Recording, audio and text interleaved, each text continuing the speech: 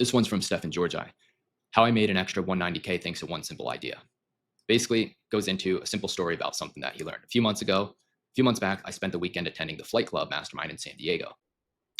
All right, so if you're a coach, consultant, or service provider, or someone who relies on booking calls to generate more sales for your business, there's these 5 specific emails that are proven to work that generate you more calls and thus lead to more sales for your business. Emails that I personally use to generate millions of dollars for clients, as well as emails that I've learned from my mentors and that I know a lot of people in the masterminds that I'm in use these emails as basically their go-to email formulas when they need to generate more booked calls and get more sales for their business. So in this video, I'm going to walk you through what those 5 emails are, as well as show you live examples, like real examples of these emails, where I'll break down each individual email with a real example of it. And I'll show you how you can essentially create these emails yourself, or have your copywriter, email marketer, or whoever manages your list create these emails and send them to your list so you can get more booked calls. You can pack your calendar, your sales rep's calendar, and make more money from your email list. So the first one here is what we call relational story emails. So these are things from like a guru, service provider, coach, consultant, agency owner, or personal brand. Something that you may see come from like Sam Ovens and Alex Hormozi, someone like that. You've probably seen these before. Coaches, experts, personal brands. Now, the core of a relational story email is simple. Basically, you tell a story that people can relate to. Now, this type of email works because it makes you more human. And it makes you not seem like a faceless entity blasting out how-to guides or essentially putting out boring corporate jargon. Because you're showing your audience a glimpse into your world. Essentially things that make you a relatable human being that would be a pleasure to work with. 2 is they don't read like a textbook. They use what's called infotainment. So they mix hard elements with soft elements. Hard elements being teaching, the tactics, the advice, the actual how-to things. Soft elements are the more entertaining things that are happening in your life, in your day, or in the news, things that are relevant that can build more of a connection with your reader. And a good way to think about it too, when doing relational story emails, is to think about it like you're having lunch with your best friend. And let's say your best friend happens to be a business expert. So when you're out at lunch with them, you ask them what they've been up to. And so they start telling you about an event they attended. Maybe they learned something new at this event, and then they start connecting the dots between that event and how they're going to apply what they learned in their business. Then all of a sudden, without realizing it, like you're kind of hooked. You want to know what it will look like when your friend starts implementing these tactics into their business. You want to know how their clients will get better results from these tactics. You may even be thinking, how can I get some of these same results too? Right? So that's kind of what you're doing with relational stories, is you're telling things that are going on in your world, in your day, things going on in your life, or in the world, like news, things that are relatable, and then you're connecting that to your offers. And they work because you can still position yourself as an authority, sharing valuable insights, but you're doing it in a way that is weaving in soft elements that make people lean in. They want to know more because it's not just about the information, it's about them actually connecting with you, because we do business with people that we know, like, and trust. So relational stories are what help you build that know and like factor by showing more of your human side. So that's kind of the backstory. So how do you write relational story emails? As I alluded to earlier, most of them are going to start with an interesting story, anecdote, or some piece of topical news, which is something happening in the news that is related to the topic of your industry or the topic that your reader cares about. Or it might be some surprising contrarian view on a topic that is relevant and important to your audience. So you start with that, begin with a bold, provocative, curiosity-inducing open line. This is what we call your hook. Then you lead into the story or give the viewpoint, whatever it is. And then what you're doing, the key point here, is you're extracting the key lesson or takeaway from that personal story or news or contrarian view, whatever it is you're delivering to the viewer. And then use the epiphany bridge technique to bridge the gap between the lesson in the story and the product or service that you're promoting, which in this case would be to book a call with your team or with you on your calendar. So I'll show you kind of a couple examples that looks like. This one's from Stefan Georgi. How I made an extra 190K thanks to one simple idea. Basically goes into a simple story about something that he learned. A few months back, I spent the weekend attending the Flight Club Mastermind in San Diego. I already knew a lot of the people there. I figured I would listen to some of the talks and do a little networking, and that would be it. But instead, that single weekend has made me $190,000 and counting. Why? Right? So they're starting out with the story. Now, to continue, because at this two-day mastermind event, I got one single idea that ended up being a game changer for me. It happened as Glenn Ledwell was presenting on some of his company's most successful funnels of 2020.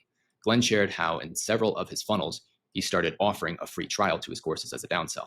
Nothing revolutionary there, but as I sat there, I thought to myself, I know that my copywriting course, the RMBC method, is an amazing product and that it can help transform the lives of a lot of people. And almost every person who does get it ends up loving it and raving about it. But the number one reason people don't buy it, because of the $997 price tag, and that sucks. I can't lower the price because it's honestly already worth 5K or more, but I want to get more people into the program. And I'm pretty sure that once someone gets into the program, they're going to get an ROI and want to stay. So what if I just run a limited time sale where people can try RMBC for $97 for the first 30 days? And then if they want to stick around after, it'll be 3 payments of $297. While if it's not for them, they won't be billed any additional money. Does that make sense? I was really excited by this idea, especially because Thanksgiving was coming up and I figured it was the perfect time to do the promo. So that night I messaged my team and got the wheels in motion. We spent the next month or so preparing for this big sale. Then 2 days before Thanksgiving, I started promoting it to my email list and in the Justin and Stefan Talk Copy Facebook group. And by the end of the 4 days, we had 270 people take me up on the trial offer. That meant we had the potential to book close to $270,000 in revenue over a 4-month period. But I also knew that wasn't entirely realistic because some of the people who took me up on the trial offer would drop off, and there was indeed a drop off, but it wasn't necessarily as I thought it would be. When all was said and done, about 190 of the folks who bought during the Thanksgiving sale decided to stick with the program past the trial. And if you do the simple math right, so kind of go through, they're doing the simple math. Here's a really interesting thing. Glenn's funnels are nothing like my funnels. He's got 6 upsells, yada, yada. He runs funnels with a lot of low ticket offers and lead gen. It's totally different. But when it came to this sale, none of that mattered because I had the presence of mind to recognize a good idea when I saw it, then think about how I could immediately apply it to my business. You should be doing the same thing. And there's no better place for you to get started than at the upcoming Virtual Copy Accelerator event, right? So here's kind of the bridge where they transition. So it starts up here, right? I was at this event. Here's some things that I learned about, right? Going back to that idea of you having lunch with your best friend, asking them, hey, like, what's going on in your world? Your friend replies, oh, well, just got back from this event in San Diego, learned some things about what I could apply and whatnot, how it'll impact my business, blah, blah. And then you kind of transition into, well, it could actually, if you're a business owner too, like you should be thinking the same way. Like it could help you out too. And actually there's no better place for you to get started than the Virtual Copy Accelerator event, right? So the main thing here, as you can see, it just starts out with a relatable kind of thing that's going on in their life. And then they transition that, right, using the Epiphany Bridge technique. So if I were to go back, right, it starts with an interesting thing about their life.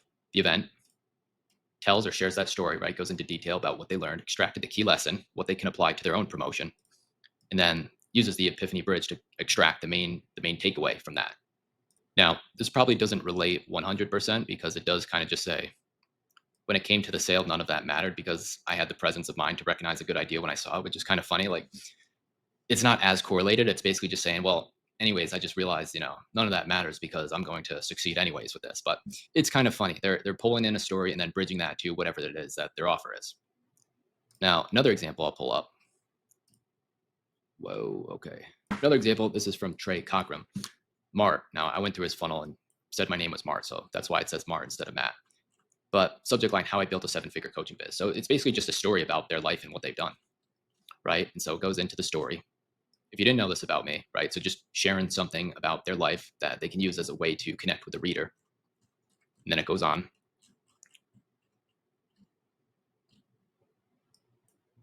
Just the bridge is somewhere around here.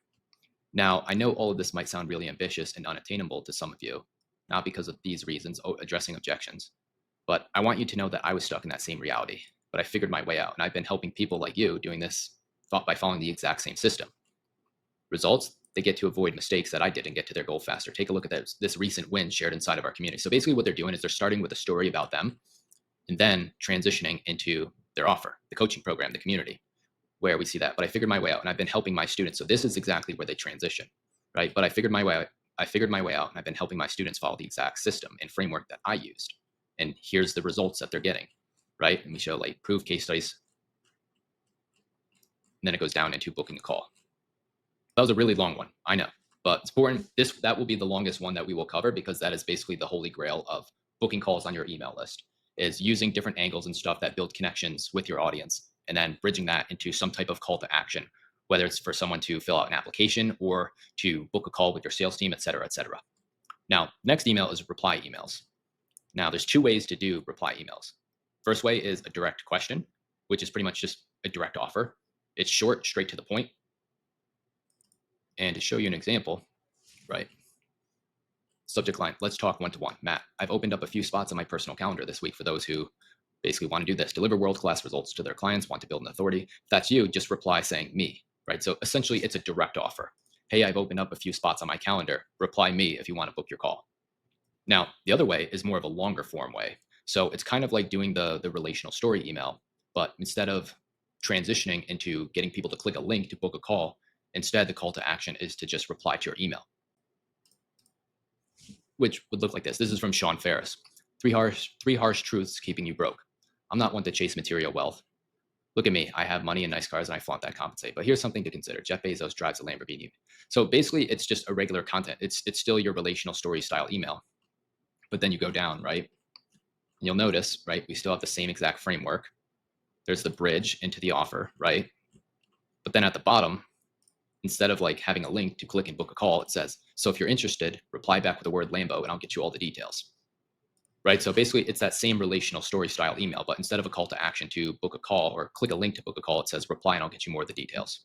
You could even say reply and I will send you my personal booking link, my private Calendly link, whatever it is. And so once you generate those replies, then your appointment setters or business development reps, whoever it is that is managing the replies, your leads, can then qualify that person within the email, within the replies, and then get them to book a call on your calendar or your account executive's calendar or whoever it is that they want to book with. All right, next one, case study and testimonial emails. So to write these, first you start out with a hook, and then you want to position the case study as someone like the reader. Most important part, because a lot of time you've probably seen case study emails, people sending you emails about case studies or results they've gotten for clients. But the biggest mistake that people make with those emails is that is relate it back to the reader. So they don't position the case study or the testimonial as someone who is like the reader or where the reader is right now, and show that it is a way, like basically making the reader feel that they can get those same results. Instead, it's kind of like, look at me or look what my client did, but not, here's someone who is just like you, who is struggling with the same things you are, or is literally like in the same exact position that you're in right now. And here's how they got to that next level of success that you're also trying to get to right now. So always important that when we introduce the case study, we always relate it to the reader. Otherwise, the reader is not really going to read the remainder of the email. They might just see like, yeah, you got these results, but they're not going to read the actual case study and like go through and then ultimately read all the way through and then click the booking link to book a call. Now, another thing too is if it's harder to frame it in a way that the person was just like the reader, you can also use it as a way to overcome an objection, which I'll show you with a couple examples. And then they, of course, show quotes or screenshots of the actual testimonial itself, obviously, and then they transition into the call to action. Right? So here's a couple examples. We'll notice here, right? Mark, meet Brett, a real estate investing coach. So calls out the audience, right? If you're in real estate or if you're a coach, et cetera, right? Identifies with the audience. Before joining us, he was struggling to fill his calendar with qualified appointments for his business. And then he had never sold coaching before. He never had run ads before.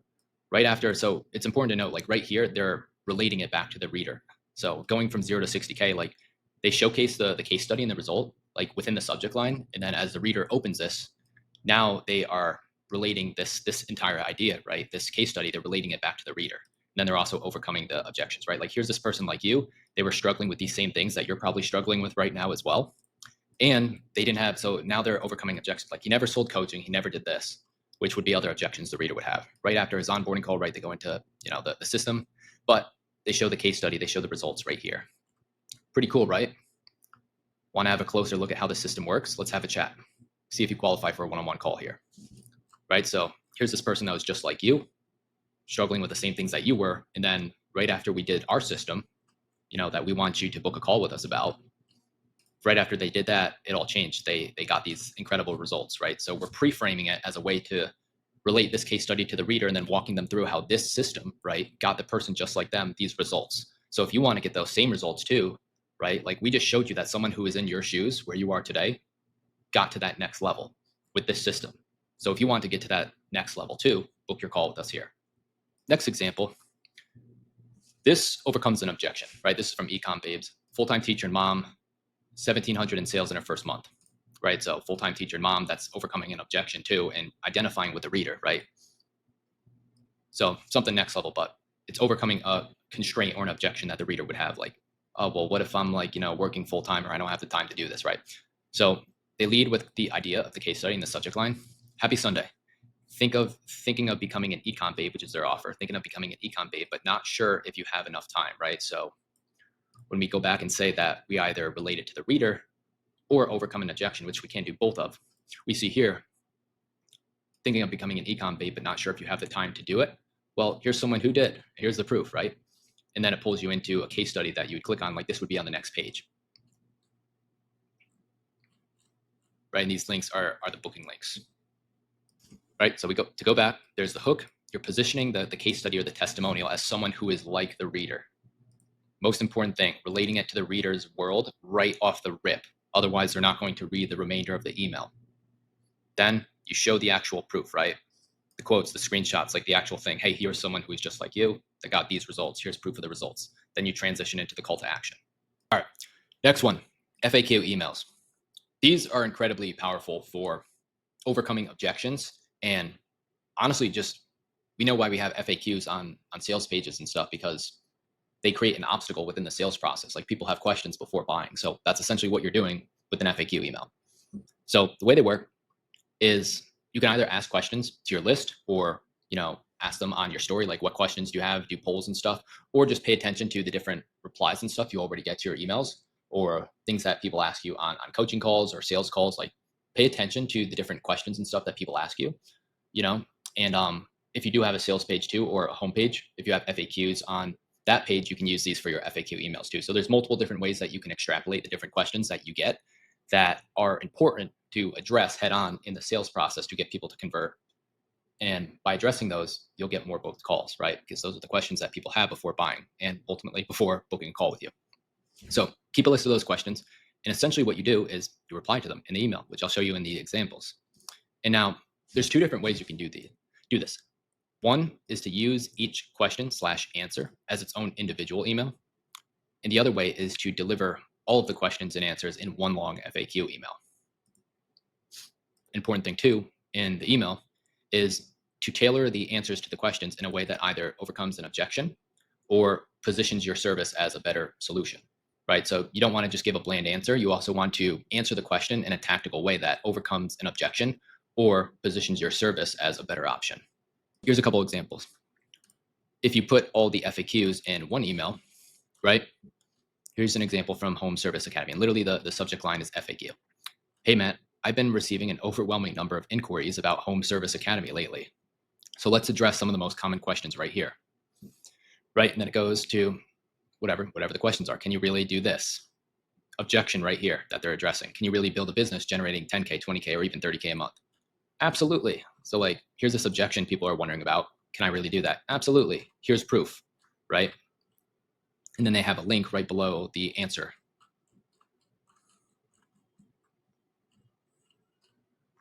Two, how can the income be passive, and can it really be managed remotely, right? Yes, in fact, many of our students join as a way to retire, such as Rose. I love this email. So they're just going down the list, answering all the different questions, and they're doing it in a way that overcomes objections and also positions their service as a better option, right? And it can be done remote, right? From the comfort of your own house, from the comfort of your own home, overcome an objection. How do you get paid? How long does it take to start making money, right? Link to book a call.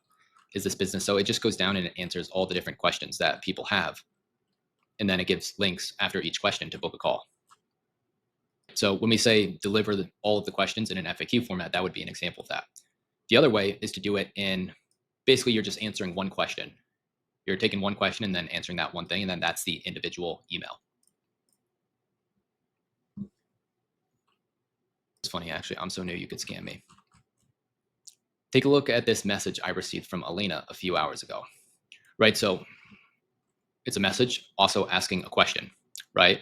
And so basically what you do is like, hey, question came in about this. Reader asked me about this. Someone asked me about this, right? So just for whatever reason, the formatting came all the way down here. But basically the way you would open the email is a question came in from a reader. Somebody asked me the other day about this. And then you put the question right there and then you answer it directly.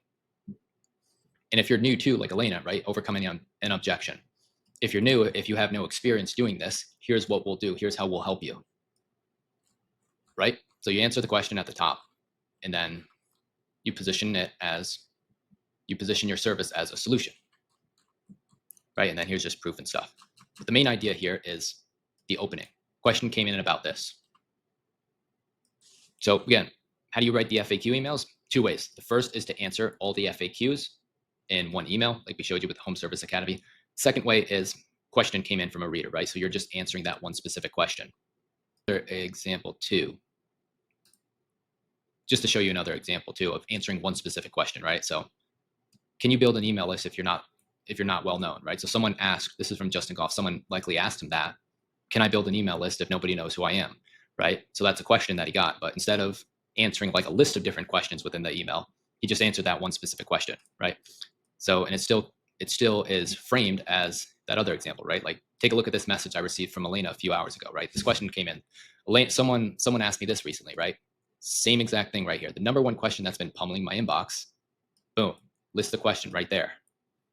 So actually, to make it more simple, the way these work is basically first line, question came in, boom, paste the question, right? Are you noticing kind of how this works? The other day, someone asked me this, boom, paste the question, right? And then you answer that question. And you're doing it in a way that overcomes objections and positions your service as a better option. Just to go through this one from Justin. Number one question that's been pummeling my inbox all week is some variation of, it's easy for you to grow your list. People know who you are. How am I supposed to build a list if nobody knows who I am, right? It's also overcoming an objection. What if nobody knows who I am? I understand why this question comes up, but here's the reality. 90% of the people I know that have email lists are not known people. Completely obliterates that objection. Proof right there. 90% of the people who have email lists, nobody knows who they are. Like, boom, smashes the objection. Then goes into more example, right? For example, right? Claim, and then here's the proof. Caleb Lee built a very profitable list in the gun niche while staying completely underground. Brixton Albert built a huge list in the golf space, despite having a normal 9-to-5 job up until about 2 years ago. Scott Phillips, my buddy Joe Ducard, Jonathan Boyd. So this idea that you need to be known to build a list is just not true. Like completely obliterates that objection of you having to be known, right? You can do it being unknown. And then, here's another. Hell, back in 2016, I built a 290,000 person list in the anti-aging niche. And I was not known back then like I am today, right? More proof, right? And then you see it goes all the way to the bottom. So if you want to check out the List Profits mini course, simply reply to this email with I want it. And so if you're doing this for booking a call, instead of, doing it for a List Profits mini course, it could be like, if you're curious how you can build an email list with our new list building service, simply reply to this email with yes, and I'll get you my booking link. I'll send you my booking link. I'll send you the link to book a call on my team's calendar, whatever it is, right? So you're just generating the reply, which if we remember in the reply emails up here, same exact thing too.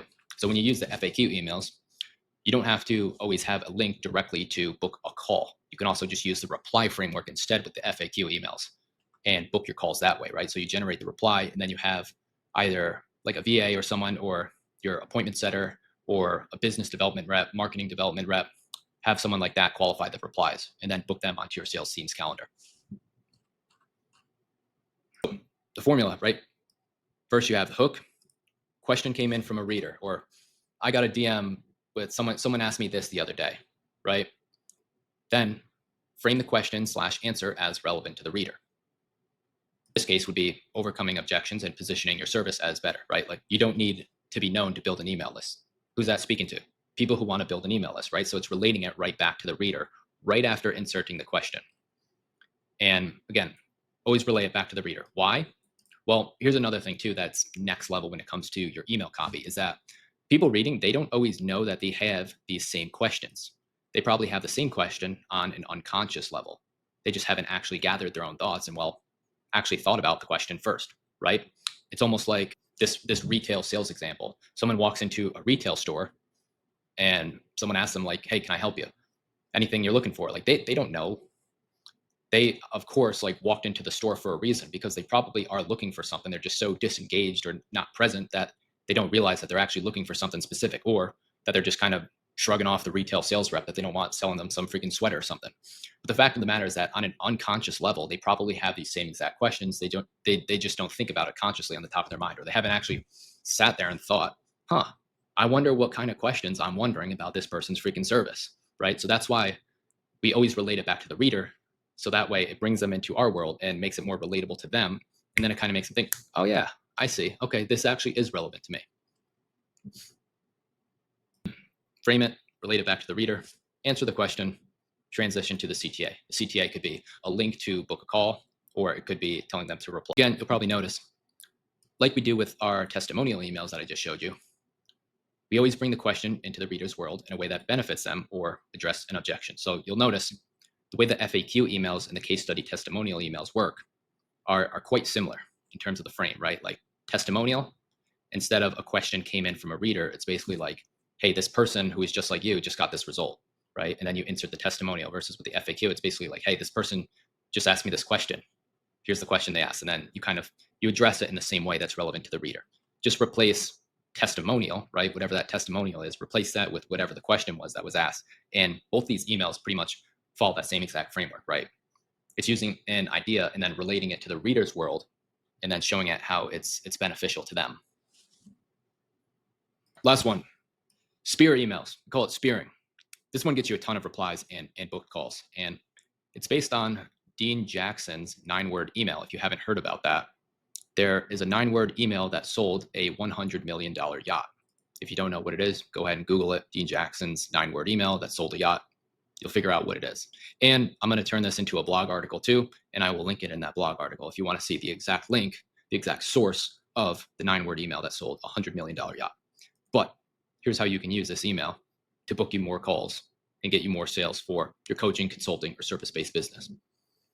So basically the way it works is it's a direct ask. Hey, Matt, are you still interested in result? The thing that you signed up to my email list for. Reply to this email. Or Matt, you still interested in this result? Book your call here. So to drive this point home, here's a couple examples. Calling all coaches and consultants. Want to get real unfiltered advice on how to grow and scale your coaching business? Let's talk. Book your call here, right? Straight to the point. With a link, book your call here. Next one, reply example. Hey, are you still interested in an opportunity zone investment? Question mark. Hey, Matt, are you still looking for more clients? Might have something for you. If you're interested, DM me here. Right? So multiple different ways that you can do this. It's basically just a direct ask. And then whatever the call to action is, you could just ask them the question, or you tell them like, reply to this email, or book your call here, or DM me on Instagram here. Whatever it is, it's just a direct ask. You'll get a ton of responses by using this email, and it will book you more calls. So to recap, 5 emails, relational story emails. We know why we do those, because it changes us from being just a faceless corporation. It's how we actually build a connection with our readers and makes us a relatable human being. Reply emails, which we showed there's 2 ways to do that. There's the direct question, right? That's almost like a spear email. And then there's also using the relational story route, which is a more longer form email, but instead of including a link to book a call, you just say reply to this email, right? Then case study testimonial emails, the hook, right? The person that got the result. And then you position the case study as something as the person is relevant to the reader, or you do it in a way that overcomes an objection. But whatever you do, you have the hook, and then you always frame the case study in a way that makes it relevant to the reader, because that's what gets them to continue reading and then ultimately take your call to action in the email. Same thing with FAQ emails. Just instead of implanting a case study, you're just implanting a question, right? And there's 2 different ways you can do that, right? You can put all of the different FAQs in one long email, or you can just answer one question in an individual email. So like if you get 6 different questions from people that you've noticed, right? Like you could just take a Google Doc or whatever, put out the different questions that people ask you on coaching calls that you get in your DMs, et cetera, and say you got like 6 questions. That could be 6 emails for you right there. Like, hey, the other day someone asked me this, insert the question and then answer it in a way, again, that makes it relevant to the reader, right? That helps the reader get whatever their dream life outcome is, whatever their goals are, right? Like, here's how this can help you get more copywriting clients or whatever. Or do it in a way that overcomes an objection, right? Like why you don't need to be famous to build an email list, so on and so forth. And then like the reply emails too. When you do the FAQ emails, you don't need to have a direct booking link. You can also generate replies with this. Like if you want to know how this could help you in your business, reply back, reply email to this email, whatever it is. And I'll send you my personalized Calendly link. And then lastly, the spear emails, which is basically a direct ask. And then you get people to either book a call or reply to the email or DM you on Instagram or whatever.